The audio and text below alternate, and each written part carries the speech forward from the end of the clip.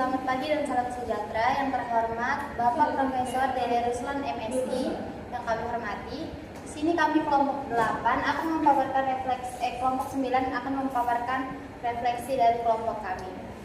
Sebelumnya perkenalkan, saya Deborah Cecilia Huta Galung dan rekan saya Helena Talia Bonaren. Saya Claudia Stefani Tondam. Lalu materi pertama akan dibacakan oleh saya. Apa itu ANOVA 2 jalur? ANOVA 2 jalur itu adalah uji statistik yang digunakan untuk melihat pengaruh dua faktor sekaligus terhadap satu nilai, misalnya nilai ujian. Ujian ini juga melihat apakah kedua faktor tersebut bekerja bersama atau saling mempengaruhi interaksi. Kalau hasilnya signifikan, berarti faktor tersebut benar-benar mempengaruhi nilai siswa. Yang selanjutnya itu, sebutkan dua faktor yang bisa dianalisis dalam ANOVA 2 jalur. Dalam penelitian pendidikan, faktor yang paling sering digunakan adalah yang pertama, metode pembelajaran, misalnya ceramah, diskusi, dan blended learning. Yang kedua, motivasi belajar, yaitu tinggi, sedang, dan rendah. Kedua faktor ini sering dibandingkan untuk melihat perbedaannya terhadap hasil belajar. Yang ketiga, jelaskan apa yang dimaksud dengan efek utama dalam analisis varians. Efek utama adalah pengaruh dari satu faktor secara terpisah tanpa mempertimbangkan faktor lainnya. Contohnya, hanya melihat pengaruh metode pembelajaran terhadap nilai tanpa memperhatikan motivasi. Jika efek utama signifikan, berarti faktor-faktor tersebut memang berpengaruh pada hasil belajar.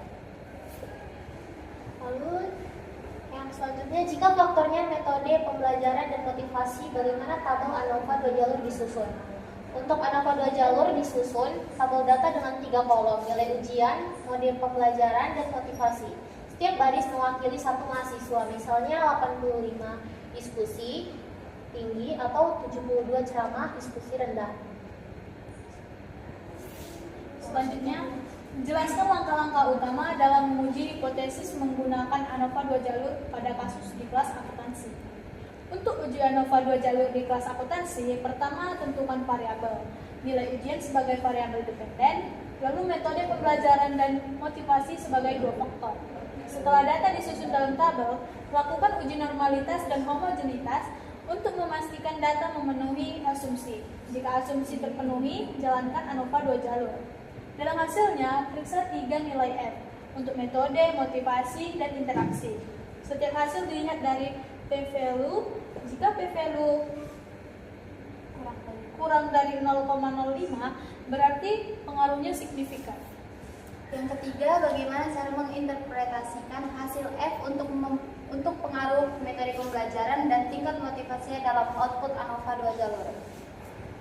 Cara menginterpretasikan hasil F pada ANOVA 2 jalur adalah dengan melihat nilai F dan p-value untuk masing-masing faktor. Jika p-value pada metode pembelajaran kurang dari 0,05, berarti metode tersebut berpengaruh signifikan terhadap nilai ujian. Namun jika p-value pada motivasi kurang dari 0,05, berarti tingkat motivasi juga memberikan pengaruh signifikan. Selain itu, jika p-value pada interaksi metode motivasi masih kurang dari 0,05, maka tidak ada pengaruh signifikan.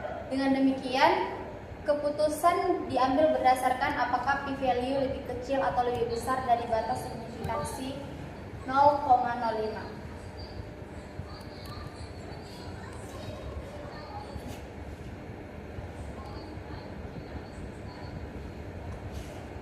Lalu selanjutnya, berdasarkan data nilai ujian, metode pembelajaran, dan motivasi, bagaimana Anda menentukan ada atau tidaknya perbedaan rata-rata prestasi antara kelompok dengan ANOVA 2 jalur.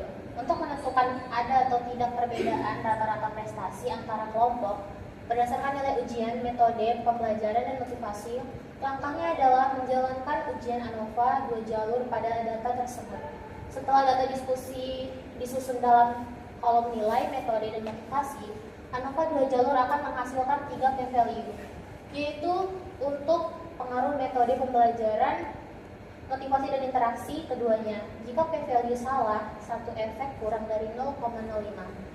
Berarti terdapat perbedaan rata-rata yang signifikan. Jika yang signifikan adalah interaksi, maka perbedaan nilai bergantung pada kombinasi metode dan motivasi. Jika hanya efek utama yang signifikan, berarti faktor tersebut saja yang mempengaruhi nilai tanpa bergantung pada faktor lainnya. Dengan melihat p-value ini, kita dapat menyimpulkan bahwa apakah terdapat perbedaan prestasi antara kelompok secara signifikan. Statistik. Selanjutnya itu, jika hasilnya menunjukkan tidak ada interaksi, tetapi terdapat efek utama yang signifikan pada metode pembelajaran, apa rekomendasi Anda untuk sekolah? Jika hasil ANOVA 2 jalur menunjukkan tidak ada interaksi antara metode pembelajaran dan motivasi, tetapi terdapat efek utama yang signifikan pada metode pembelajaran, maka rekomendasi yang tepat bagi sekolah adalah untuk memprioritaskan metode pembelajaran yang terbukti paling efektif, karena metode tersebut memberikan peningkatan nilai yang konsisten di semua tingkat motivasi siswa. Sekolah dapat menjadikan metode tersebut sebagai standar dalam proses belajar mengajar, memperluas penerapannya ke lebih banyak kelas, dan memberikan pelatihan kepada guru agar penerapannya akan maksimal. Dengan cara ini, sekolah dapat meningkatkan kualitas pembelajaran tanpa harus menyesuaikan metode berdasarkan motivasi siswa, karena efektivitas metode tersebut berlaku secara umum. Yang ketiga, bagaimana Anda dapat memvisualisasi hasil ANOVA 2 jalur supaya mudah dipahami oleh guru dan siswa akuntansi.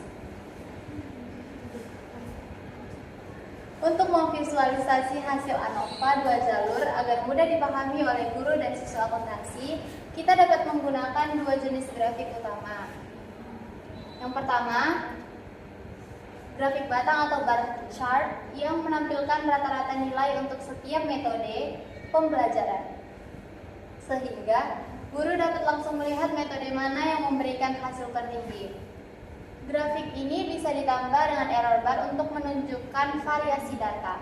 Yang kedua, dengan interaction plot, yaitu grafik garis yang menunjukkan hubungan antara metode pembelajaran dan tingkat motivasi. Grafik ini membantu untuk melihat apakah garisnya sejajar atau tidak ada interaksi, atau saling berpotongan atau ada interaksi. Dengan dua visualisasi ini, hasil ANOVA dapat dipahami lebih cepat tanpa perlu membaca tabel statistik yang lebih kompleks. Sekian refleksi yang dapat kami paparkan pada hari ini. Kalau ada kesalahan kata, kami mohon maaf. Terima kasih.